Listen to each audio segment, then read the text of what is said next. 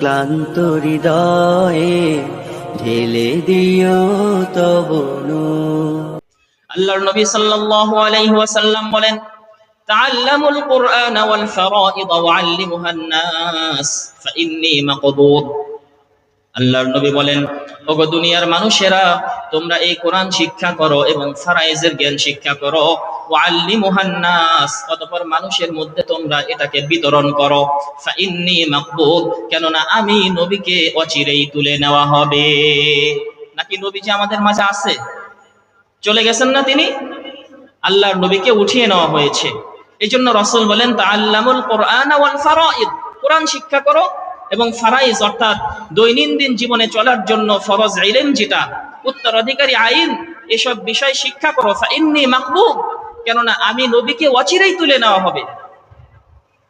অন্য এক হাদিসে আল্লাহর নবী বলেন, তাআল্লিমুল কুরআনা ওয়াতলু, তোমরা কোরআন শিক্ষা করো এবং বেশি বেশি করে তেলাওয়াত করো। তাহলে এই সকল হাদিস এবং আয়াত বিশ্লেষণ করতে আমরা বুঝতে পারি, কোরআনুল কারীম পড়া, কোরআনুল কারীম জানা বোঝা, এটা আমাদের জন্য ফরজ। কথা বলেন ঠিক কিনা? নাকি নফল না সুন্নত? ফরজ, আমাদের সবার জন্য কি ফরজ, বাধ্যতামূলক করতে হবে। কোরআন আল্লাহ রাব্বুল আলামিন আমাদের জীবনে বাধ্যতামূলক করে দিয়েছেন, আর আমরা কোরআনকে আমাদের জীবনে নিয়ে নিয়েছি অপশনাল হিসাবে। বলেন, আমাদের ব্যক্তিগত, আমাদের বর্তমান যে জীবন, আমাদের ব্যক্তিগত, প্রাতিষ্ঠানিক, পারিবারিক জীবনে আজকে কোরআন আমাদের বাধ্যতামূলক নাকি অপশনাল? আমরা এটাকে অপশনাল বানিয়ে নিয়েছি। আমাদের শিক্ষা ব্যবস্থা আবার দুই রকম, একটা হলো মাদ্রাসা শিক্ষা ব্যবস্থা, আর একটা হলো স্কুল কলেজ ইউনিভার্সিটি শিক্ষা ব্যবস্থা। স্কুল কলেজ ইউনিভার্সিটিতে সেখানে তো আর কোরআনের আগে যাও ছিল, এখন কোরআন হাদিসের সাবজেক্ট রাখা হয়েছে অপশনাল হিসাবে। আবার মাদ্রাসার মধ্যেও দুটা গ্রুপ, আলিয়া কওমি আছে কি নাই? আছে। আলিয়া মাদ্রাসায় সেখানে কোরআন হাদিসের সিলেবাস অত্যন্ত ভরপুর, কিন্তু সঠিকভাবে অধিকাংশ মাদ্রাসায় পড়ানো হয় না। কওমি মাদ্রাসাগুলোতে কোরআন হাদিসের বিষয়ে বিস্তারিত ইলম ছাত্রদেরকে দেওয়ার চেষ্টা করা হয়। তো এই যে দ্বিমুখী শিক্ষা ব্যবস্থা, এর জন্য আমরা অনেকেই কোরআন থেকে মাহরুম হই, বঞ্চিত হই। আজকে আমাদের এই জীবনে আমরা কোরআনকে কি করেছি? অপশনাল বানিয়ে নিয়েছি। আমরা আমাদের জাগতিক শিক্ষার ব্যাপারে যতটা দায়িত্ববান, গুরুত্ব দেই, কোরআন শিক্ষার ব্যাপারে কিন্তু অতটা দেই না।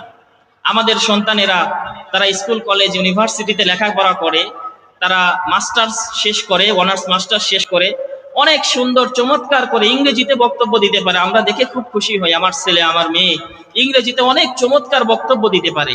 কিন্তু আমার ছেলে কোরআন জানে না, আমার ছেলে হাদিস জানে না, আমার সন্তান আলিফ বা পড়তে পারে না, এই ব্যাপারে কিন্তু আমাদের কোনো মাথা ব্যথা নাই।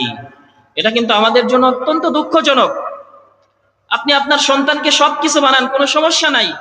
আজকে আমাদের সন্তানেরা আমাদের দেশ থেকে উচ্চ শিক্ষা নেওয়ার পরে আরো উচ্চ শিক্ষার জন্য তারা বিদেশ যায়। এর জন্য তারা স্পেশাল করে ইংলিশ স্পোকেন কোর্স করে। যারা কোরিয়াতে যেতে চায় তারা কোরিয়ান ভাষার কোর্স করে, যারা জার্মানিতে যেতে চায় তারা জার্মানি ল্যাঙ্গুয়েজের কোর্স করে, যারা জাপানে যেতে চায় জাপানের ভাষার কোর্স করে, যারা চায়নাতে যেতে চায় চায়না ভাষার কোর্স করে।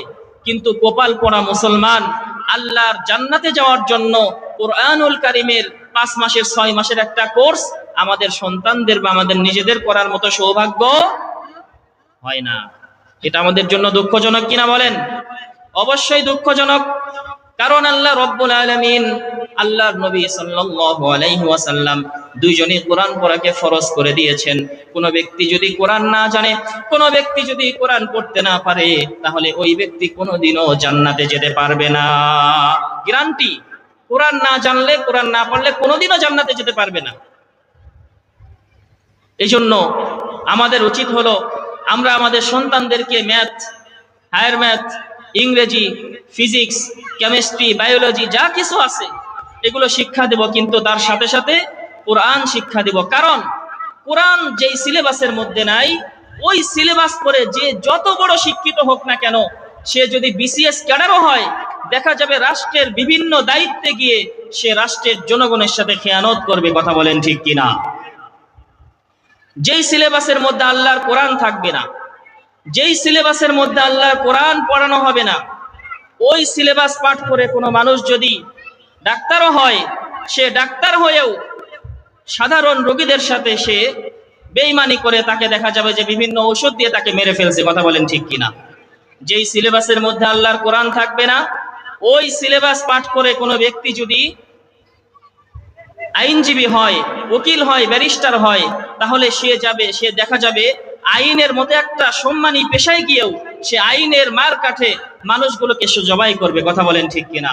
যেই সিলেবাসের মধ্যে আল্লাহর কোরআন থাকবে না, ওই সিলেবাস পড়ে কোনো ব্যক্তি যদি বিশ্ববিদ্যালয়ের শিক্ষক হয়, তাহলে বিশ্ববিদ্যালয়ের শিক্ষক হওয়ার পরেও শুধুমাত্র কোরআনের সিলেবাস না পড়ার কারণে দেখা যাবে যে অনেক সময় সে নীতি নৈতিকতা হারিয়ে অনেক সময় লম্পট হয়ে যাবে। কথা বলেন ঠিক কিনা?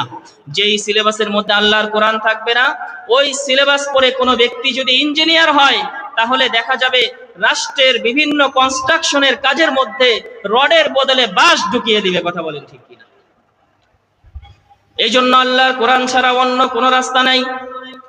আপনাদের সন্তানদেরকে আল্লাহর কোরআন শিক্ষা দেন।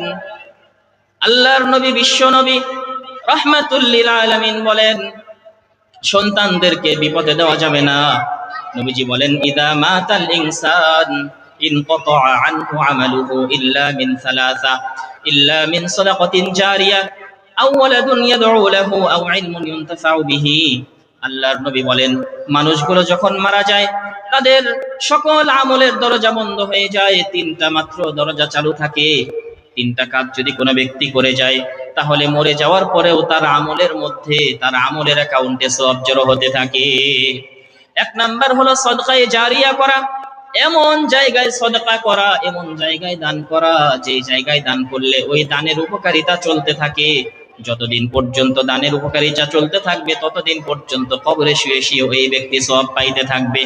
উদাহরণস্বরূপ, আপনি একটা মাদ্রাসায় দান করলেন, ওই মাদ্রাসায় যতদিন পর্যন্ত কোরআন হাদিস শিক্ষা দেওয়া হবে, ওই কোরআন হাদিস শিক্ষা করে ছাত্ররা, উস্তাদরা যেই পরিমাণ আমল পাবে, সওয়াব পাবে, ওই সওয়াবের একটা অংশ আপনি কিছু টাকা দান করার জন্য আপনার কবরের মধ্যে পৌঁছে যাবে।